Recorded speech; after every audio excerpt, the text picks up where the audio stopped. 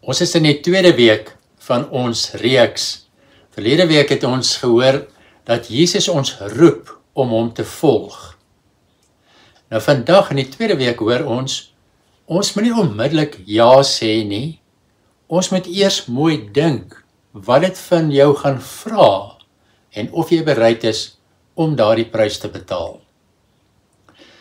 Ons gaan vandag kyk hoe Lukas in hoofstuk 14 vers 25 tot 33 Jesus se uitnodiging beskryf. Hier praat Jesus met 'n groot skare oor disippelskap. En hy nooi mense uit om hom te volg, maar hy mislei hulle nie. Hy maak nie die pad maklik of aantreklik nie. Hy sê eerlik vir hulle, navolging gaan alles vra. So ons word genooi om eerlik te bereken wat dit beteken om hom te volg. Die hoofgedagte van vandag is om 'n disipel te wees, te word, is gratis, dis genade, maar dit vra alles van jou. Die eerste radikale stelling in hierdie gedeelte kry ons in vers 26. Vers 25 tot 33 werk amper soos 'n toebroodjie. Dit begin met hierdie waarskuwing dat navolging van Jesus 'n groot prys gaan vra. Dis die eerste deel van die broodjie. So ons toegewydheid aan Jesus moet groter wees as enigiets anders in ons lewe. Jesus sê, as iemand na my toe kom en hy doen nie afstand van, daar word selfs in vertalings gepraat van en hy haat nie sy vader en moeder nie, ja selfs nie sy eie lewe nie, kan hy nie my disipel wees nie. Die eerste saak is dus dat disipelskap 'n groot prys gaan kos. Hierdie woord haat wat soms gebruik word vir afstand doen, is eintlik 'n Joodse uitdrukking wat eintlik maar net wil beteken, is amper soos 'n idioom, om te sê jy moet minder lief wees vir die een as vir daai een. Jy moet hierdie een haat en die ander een lief hê. Dus Jesus bedoel nie ons moet nou ons familie haat nie, maar ons moet hom baie lief hê, meer as ons familie. So hy vra, wie is eerste in jou lewe? Is dit jou familieband? Is dit jou eie belange? Of is dit hy? In die antieke wêreld was familie jou hele identiteit. Jy het gesê van wat 'n familie jy is en dan het mense gesê jy's 'n oulike of nie so oulike mens nie. So Jesus sê jou nuwe identiteit lê in hom. So daarom moet ons vir onsself die vraag vra. Selfs oor goeie dinge moet ons sê, neem dit 'n beter hoër plek in voor Jesus of is hy ons eerste keuse? Dan in vers 27 word daar ook nou gepraat van jy moet jou kruis dra. Jesus sluit hierdie eerste deel van sy gesprek af met die stelling dat elkeen sy of haar eie kruis moet dra. Wat sal dit beteken? Baie keer sê ons, dit beteken jy het 'n bepaalde saak in jou lewe wat vir jou 'n probleem is.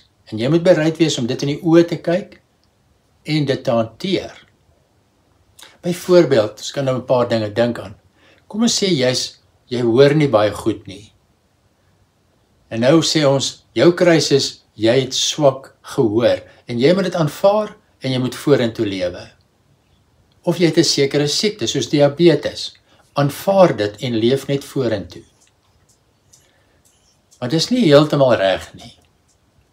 Uit die konteks is daar 'n meer spesifieke verduideliking. Jesus praat nie hier oor ons persoonlike probleme nie, maar oor ons prioriteite as disippels, as navolgers van hom. So daarom om jou kruis op te neem, herinner ons aan 'n veroordeelde wat sy kruis na die plek van sy dood toe dra. Dis om soos Jesus, met ander woorde, jou lewe af te lê vir 'n groter doel. Neem jou kruis op, lê jou lewe af vir iets groters as jouself. Dit beteken dus meer om myself nie belangriker as Jesus te stel nie. My wil, my status, my gemak is nie meer eerste nie. Daarom wanneer ek Jesus volg, dan leef ek soos hy, selfs al kos dit pyn of opoffering. Nou hier in die middel van die broodjie gee Jesus nou vir ons twee voorbeelde van wat dit beteken om die koste te bereken.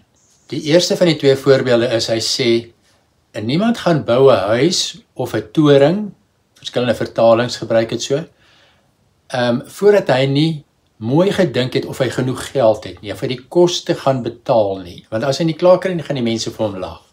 Of die tweede voorbeeld is, 'n koning gaan nie oorlog maak met iemand anders, jy gaan nie in 'n geveg gaan, as jy nie vooraf bereken het of jy sterk genoeg is om die oorlog te wen nie. Anders weet jy byvoorbeeld, jy gaan dit nie maak nie. So as ons dit toepas in ons lewe, dan sê ons, om Jesus te volg is nie impulsief nie. Dis 'n lewenskeuse wat deeglike oordenking vra. Want disippelskap vra volharding tot die einde toe. En nou, na die einde van hierdie gedeelte in die skrif, die teks, die tweede deel, die tweede sny van die toebroodjie. Jesus het begin met 'n waarskuwing dat navolging 'n prys gaan vra, en toe gebruik hy die voorbeeld van jou familie of selfs jou eie lewe, wat nie so belangrik is soos hy nie. En in die einde sit hy weer so iets by, hy sê, so kan niemand van julle my disipel wees, as hy nie afstand doen van alles wat hy het of besit nie, al sy besittings nie. Natuurlik, Jesus sê nie dat om iets te besit verkeerd is nie, maar hy beklemtoon weer, soos met die familie, selfs jou eie lewe, dat dit nooit jou baas mag wees nie. Met ander woorde, in disipelskap gaan dit om Jesus bo alles, bo familie, bo gemak, bo status, bo dinge. Al is dit ook lekker dinge, wat die lewe vir ons gemaklik maak. Hy, volgens Matteus 13, is dan die skat, wat alles oortref, en daarom gaan verkoop 'n mens alles, om hierdie land te koop waarin die skat is, want ons wil Jesus hê. Dietrich Bonhoeffer was 'n Duitse teoloog of dominee, wat in die tyd van Adolf Hitler die Tweede Wêreldoorlog gelewe het. En uiteindelik het hy met sy lewe betaal, omdat hy teen Hitler gepreek het. Gesê het hy stem nie saam met die oorlog nie. Hy het twee dinge oor genade gesê. Gepraat van goedkoop genade, dan sê hy, dis genade wat jy niks opoffer nie. Maar daar is ook duur genade. Hy sê die genade per se is gratis, maar dit vra jou hele lewe. Daarom noem hy dit, dis 'n duur prys wat ons elkeen sal betaal. Lukas 14 herinner ons hier aan. Jesus sê, genade is verniet, maar dit vra alles. Jesus roep ons om eerlik, om diep en totaal aan hom verbonde te wees.